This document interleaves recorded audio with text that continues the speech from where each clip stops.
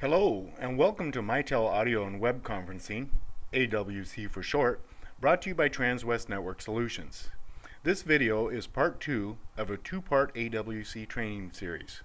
If you haven't already viewed part 1, titled Mitel Audio Web Conferencing, How to Schedule a Conference, it is recommended that you view that session before you view this one. So, today we'll learn how to join and host a session for remote attendees. So let's get started here. As you can see, I'm already logged into my Unified Communications portal, and I'd selected AWC conferencing, and came up to my conferences. Now, this morning when I came into the office, I logged in and created and scheduled a session for 10 o'clock this morning. I reserved 4 ports, and I reserved those ports for 4 hours. I gave it a title of training conference. So let's get started and join that session as a host. So I will click here and I will select join.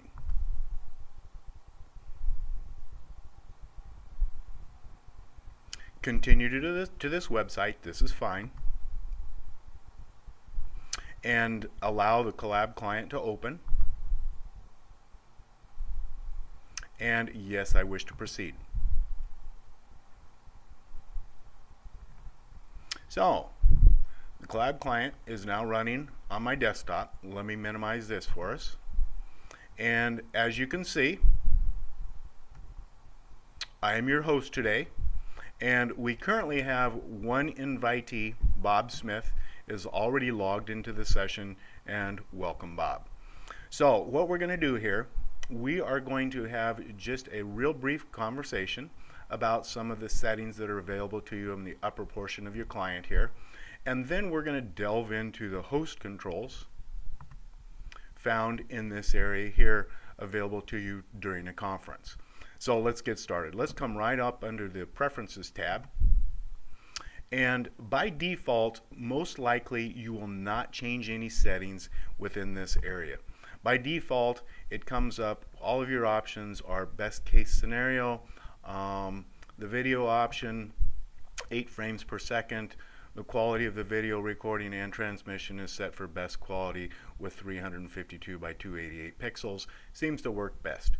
The only area that you may make any changes is up under the proxy settings. If your company uses a proxy server, you may need to input the IP address in this area here. And underneath the video tab, the record tab, by default, if you record a session, these are the items that it records. Save the recording to either my PC or by default the Collab server. If you don't remember how to access any recorded sessions that you may have saved, please review video part 1 on how to set up and schedule a conference, to review where to access any saved recordings saved on the server. But me, I'm just a little bit lazy. I always save them directly to my PC for ease of access at a later date. So I'll set this back to default and we'll click cancel. Up over here we have an invite tab. Maybe you're already in a scheduled conference and you wish to invite somebody on the fly. You'll simply click your invite tab, input an email address, send them a quick invitation. Now, here's the recorder tab. As I just mentioned, you can record and save all of your sessions.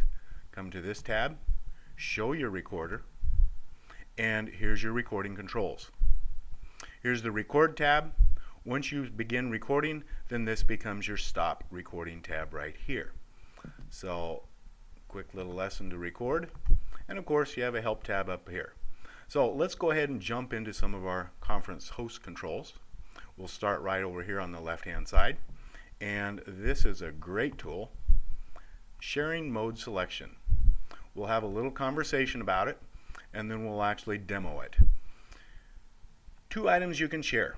You can share your entire desktop with your remote folks, or if you prefer, you can just show a single application. Maybe you're running an Excel spreadsheet or a program. You don't wish to show your entire desktop. You can just show them the particular application that you have running on your machine. Me, I'm not shy. I'll go ahead and show my entire desktop and we'll demo that right now. So let me drop this down, move this over.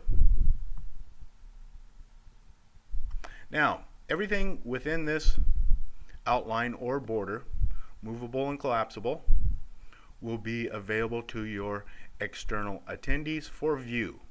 So let's run a little demo on that. We'll throw a picture up into that area. And for argument's sake, we'll say that Bob is a painter and we're doing a remote collab with Bob because we wish to discuss some new pinstriping for the bike. Here's my pause tab right here if I wish to pause my transmission. I have a pin tool here, so maybe we want to discuss and show Bob exactly where we want to throw some pinstripes on. We'll just come up, we'll just add a little bit of color and so on. Now here is my erase tool right here. I simply click it, come back, give a little click, and we can start over at that point. Once maybe we want to throw some pinstripes back down along the frame area here.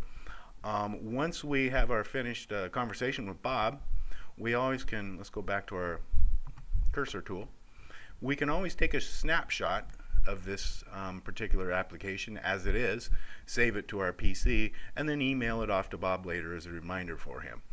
Over here, you can hide your desktop applications, and then you have some transparency tools available to you in this area here. So that's a quick demo on how to share your screen. We'll go ahead and close that. We'll minimize this photograph. And here, if you have a webcam attached to your PC, simply click it. To begin your broadcast, it's this icon here. This is your stop broadcast here. So that's my video controls. This is a really fun little tool. It's entitled Polling, P-O-L-L-I-N-G. Notice that when I selected polling, it added another tab down here to the bottom. We can go to my attendees, go back to see who's in the session remotely, and maybe you wish to ask some questions of your remote attendees. So let's actually come over to the polling, and we can select multiple choice, true, false, yes or no, and so on.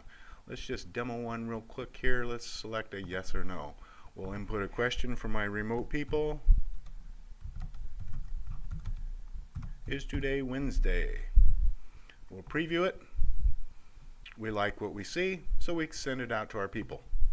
As they respond back, you will get your answers, the number of responses followed by the answers that they give to you. If you wish, you can save the poll to your machine for review at a later date. So that's polling. Let's go ahead and close this icon. And there we go. We'll go back to our attendees. This is a document share. Maybe you wish to transfer a specific document to maybe a specific user's machine. You'll simply select File Transfer. And if we had multiple users in this remote session, say we've got a Bob Smith and Allison Jones and so on, all the remote people would show in this area here. To pick and choose who receives a specific document, you'll simply check their name, and then it's just a real simple click and drag up over to the attendee section. Then you will get a little screen pop, approximately this area here, asking you if you would like to begin the file transfer process. Simply click yes to route the file. Your remote folks will receive a screen pop as well, asking them if they would like to receive the document. So that's our file transfer. Lastly, we have a co-browse tab over here. Maybe you wish to cruise the internet and share the web pages that you're viewing with your remote attendees. That's my co-browse function. Lastly, we have a lock session tool. This will simply lock the session so any late arrivals cannot come into the session. And over to the right of that, of course, you have your encryption tool. So that is a quick overview of the collaboration client with your host controls for remote attendees. Thank you for joining and enjoy using Mitel audio web conferencing.